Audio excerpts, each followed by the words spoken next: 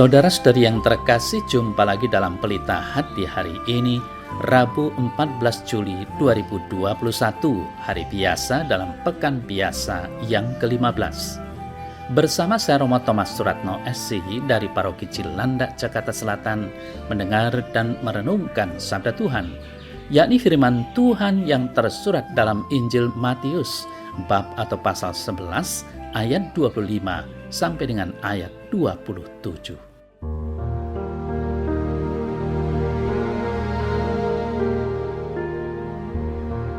Pada waktu itu berkatalah Yesus, "Aku bersyukur kepadamu Bapa, Tuhan langit dan bumi, karena semuanya itu Engkau sembunyikan bagi orang bijak dan orang pandai, tetapi Engkau nyatakan kepada orang kecil. Ya Bapa, itulah yang berkenan kepadamu. Semua telah diserahkan kepadaku oleh Bapakku, dan tidak seorang pun mengenal anak selain Bapa, dan tidak seorang pun mengenal Bapa selain anak dan orang yang kepadanya anak itu berkenan menyatakannya."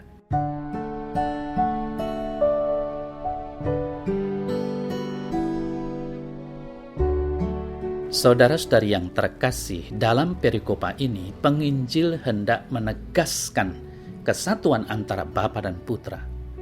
Putra berasal dari Bapa dan semua perutusan Putra berasal dari Bapa.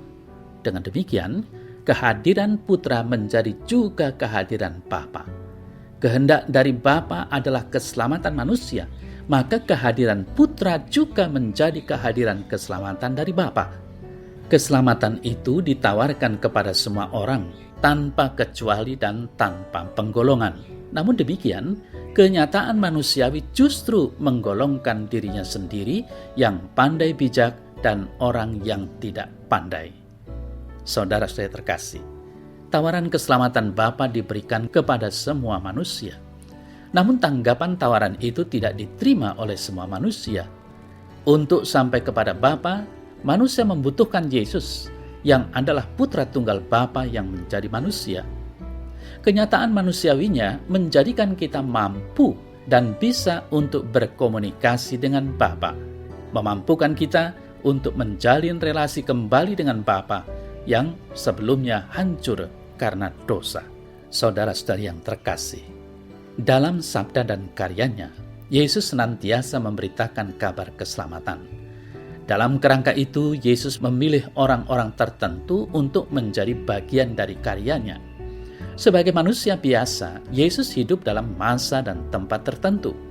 Maka dari itu orang-orang pilihannya adalah penerus yang ulung, yang tidak mungkin bisa datang kepada Bapa jika Putra tidak memilih dan memanggil mereka. Saudara-saudara yang terkasih, proses perjalanan sejarah keselamatan Kristus berlangsung begitu lama dan melalui berbagai zaman, melintasi berbagai benua, dan saat ini sampailah pada diri kita masing-masing, di daerah tertentu, di zona geografis tertentu, di dalam kebudayaan tertentu pula.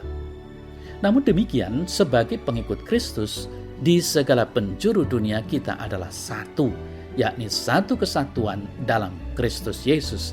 Kita tidak mungkin datang kepadanya jika Ia tidak memanggil dan menghendaki kita. Saudara-saudari yang terkasih, sebagai orang yang sudah dibaptis, saat ini kita ambil bagian dalam karya keselamatan Bapa yang diterjemahkan dalam kehadiran Kristus Yesus yang menjadi manusia. Bahasa manusialah yang dipakai Bapa untuk menyapa dan menyelamatkan kita. Karya itu diteruskan oleh para rasul, Bapa Gereja, dan orang-orang Kristiani dari zaman ke zaman, sampai akhirnya pada diri kita saat ini. Dengan demikian, saudara-saudari yang terkasih, kita juga ikut ambil bagian dalam karya keselamatan Bapa dalam bahasa manusiawi. Dalam kehidupan kita saat inilah kita diutus untuk membawa rahmat keselamatan itu kepada orang yang kita jumpai. Kehadiran kita sudah semestinya berdimensi keselamatan, bukan justru sebaliknya, karena kita sudah menyandang rahmat baptisan Kristus Yesus. Saudara-saudari yang terkasih, Yesus juga merupakan tanda kehadiran Bapa Surgawi. Dia adalah utusan Bapa untuk menyelamatkan manusia. Itu sebabnya ia mengatakan bahwa semua sudah diserahkan Bapa kepadanya. Artinya, kita sudah diserahkan oleh Bapa kepada Yesus dan kita miliknya. Hanya Bapa yang mengenal Yesus Sang Putra dan semua orang yang berkenan di hadirat Yesus. Ini suatu kebanggaan bagi kita sebagai orang yang dibaptis karena kita adalah milik Yesus.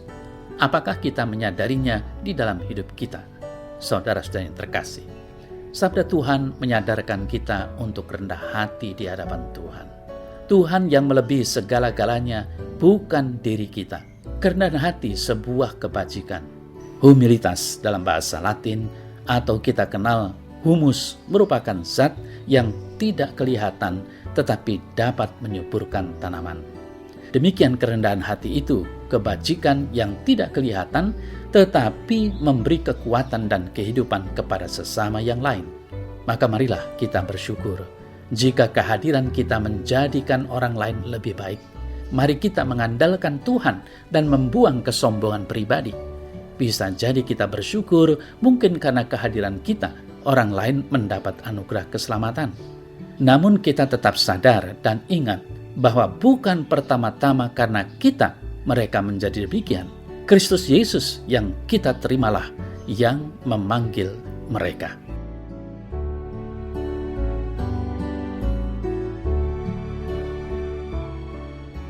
Dalam nama Bapa dan Putra dan Roh Kudus. Amin. Ya Tuhan, aku bersyukur atas anugerah panggilan yang kuterima untuk menjadi murid-Mu. Semoga aku mampu bersyukur atas rahmat itu dengan membawa kebaikan dan kebenaran iman kepada orang yang kulayani. Semoga aku tidak mudah untuk menjadi lesu dalam beriman. Kuatkanlah dan teguhkanlah rahmat panggilanku, ya Tuhan. Amin. Dalam nama Bapa dan Putra dan Roh Kudus. Amin.